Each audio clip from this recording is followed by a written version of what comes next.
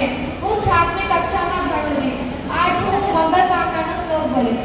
ગંગા સિંધુ સરસ્વતી છ યમુના ગોદાવરી નર્મદા કાવેરી સરયુ મહીદ્રતનયા ચાર્વાણવતી વેદિકા ક્ષિપ્રા વેદ્રવતી મહાસુર નદી ખ્યાતા જલા ગંડકી પૂર્ણ જલે સમુદ્ર સહિતા કુર્વન્તુ મે મંગલમ.